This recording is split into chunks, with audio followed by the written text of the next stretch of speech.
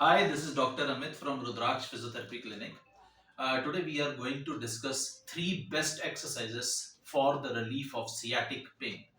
Sciatica कई कारणों से हो सकता है, डिस्क बल्ज से हो सकता है, फेसर जॉइंट आर्थ्रोपैथी से हो सकता है, सैक्रोइलियक जॉइंट इन्फ्लामेशन से हो सकता है, पेरिफॉर्मिस सिंड्रोम से हो सकता है, स्पाइनल कैनाल स्टेनोसिस की वजह से हो सकता है and there are number of causes जिसकी वजह से सियाटिका हो सकता है। बट हम सियाटिका का जो मेजर कॉज है कई बार हम उसको ट्रीट करने की कोशिश करते रहते हैं, फिर भी पेशेंट को सियाटिका के सिम्टम्स में रिलीफ नहीं होता है, क्योंकि जब डिस्क इंजरी होती है या फेसर जॉइंट इंजरी होती है या कोई लिगामेंट इंजरी है जिसकी वजह से इन्फ्लामेशन आ गया है और सियाटिका हो गया है, व्हाट हैपेंस कि उसकी वजह से as a complication some muscles go for tightness, some muscles go for reciprocal inhibition. Reciprocal inhibition से मसल्स की फायरिंग कैपेसिटी कम हो जाती है and they go for weakness, और उस इंजरी की वजह से वो reciprocal inhibition is you can say it is driven by brain, and that reciprocal inhibition causes weakness of some muscles and tightness of some muscles, जिसकी वजह से हमारे यहाँ का जो pelvis area है, you can see this whole of two hip bones with one tailbone in the center, that area is known as pelvic area, that goes for imbalance. That pelvic imbalance for a longer duration becomes the real cause of sciatica, which developed due to some of the injuries of the back or a muscle tear, disc prolapse, fascial joint arthropathy, spondylolisthesis, anything else. But we are not treating that pelvic imbalance. That is why the pain of sciatica is not going away. So I am going to tell you three best exercises to stabilize your pelvis and stretch your tight muscles and strengthen your reciprocally inhibited muscles. जब हम ये muscles को strong करेंगे और कुछ muscles को stretch करेंगे, your pelvic stability will increase and you will find relief in the symptoms of sciatica. So आज जो मैं पहली एक्सरसाइज डिस्कस करना चाह रहा हूं, that is stretching of the rectus femoris which causes pelvic imbalance. उसको कैसे करते हैं, I am going to demonstrate that. So आपने जिस लेग में सियाटिका या दोनों हिप्स पे हम ये वाली एक्सरसाइज परफॉर्म करेंगे, ये नी जो है इसको आपने पहले दोनों नीज को चेस्ट के पास लेके जाना है एंड देन लेफ्ट नी को आपने अपनी चेस्ट के पास रखना है और राइट लेग को पूरा सीधा कर देना है एंड लेट दी लेग, ये जो एंगल है नी का थोड़ा सा आगे जाके, ये नी का एंगल लोअर लेग का एंगल अपर लेग के साथ 90 डिग्री मेंटेन होना चाहिए. So you are now taking back one of your knee joints to the chest, and at the same time दूसरी leg जो है वो बिल्कुल straight है, it is touching the couch and upper leg is making the angle of 90 degree with the lower leg. उस वक्त अगर आप देखें, अगर 90 डिग्री आप इस लेग को, ये ऐसे लेग ऐसे रहेगी सीधा, इस लेग को हमने क्या करना है 90 डिग्री पे इस तरह से खींचना है. ये जो लोअर लेग है it gets a little extended, knee जो है वो एक्सटेंडेड पोजीशन पे रहता है, बट हमने क्या करना है इस नी को 90 डिग्री बेंड करना है और इस अपर लेफ्ट लेग को स्ट्रेच करना है टुवर्ड्स द चेस्ट. जब हम नी को 90 डिग्री पे स्ट्रेच करेंगे, एक स्ट्रेच हमारे को फील होगा on the front side of the thigh, that is the stretching of the rectus femoris. ये स्ट्रेचिंग हमारे को, ये जो स्ट्रेच फील हो रहा है ये रेक्टस फेमोरिस का स्ट्रेच है, and feel the stretch for at least 10 seconds and then release it and do it with the other leg.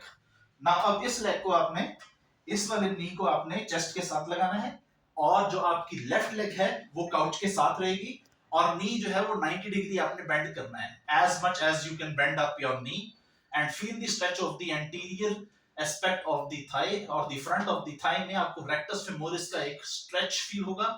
Feel that stretch for at least 10 to 15 seconds and then release.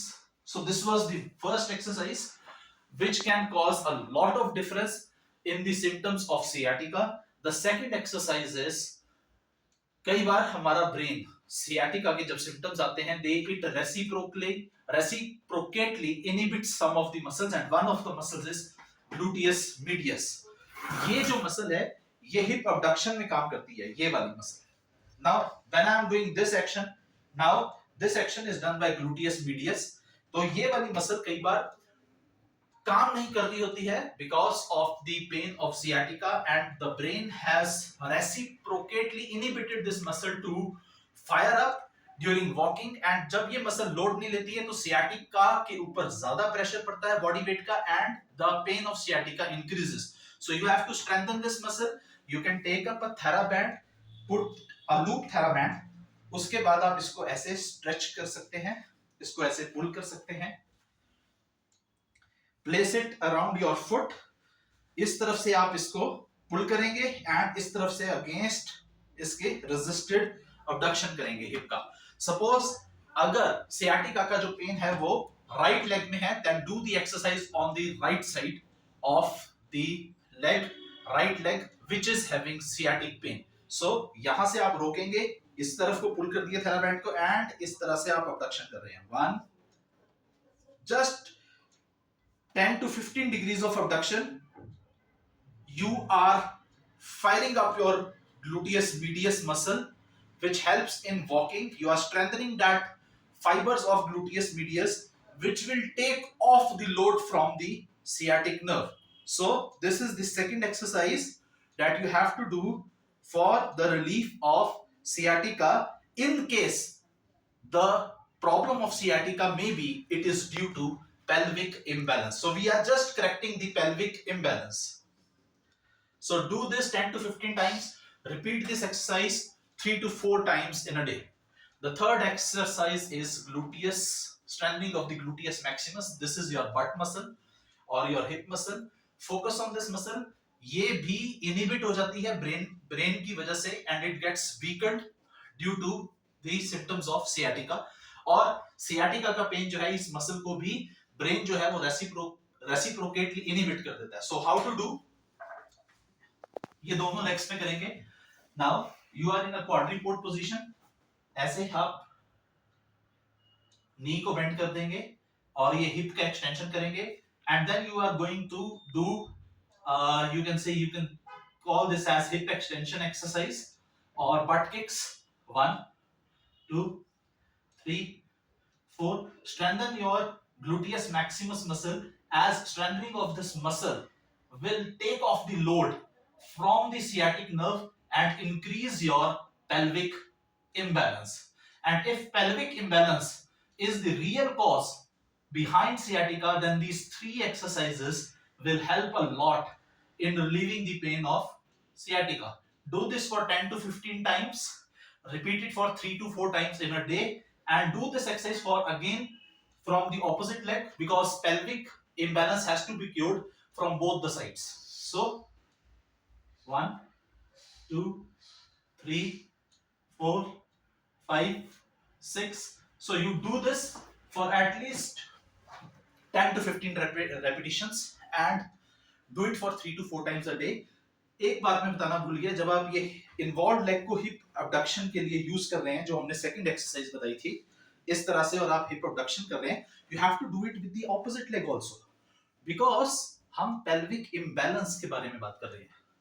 तो दोनों legs को strengthen करेंगे, दोनों legs की rectus femoris को stretch करेंगे, दोनों legs की हिप अबडक्टर्स को स्ट्रॉन्ग करेंगे, दोनों लेग्स की हिप की एक्सटेंसर्स gluteus maximus को strong करेंगे. What will happen? Your pelvic stability will increase with these 3 exercises. One exercise is for stretching, the other 2 exercises are for strengthening. Your pelvic stability increases, that takes away the load that is pouring on into your sciatic nerve and you get relieved from the symptoms of sciatica. Thank you.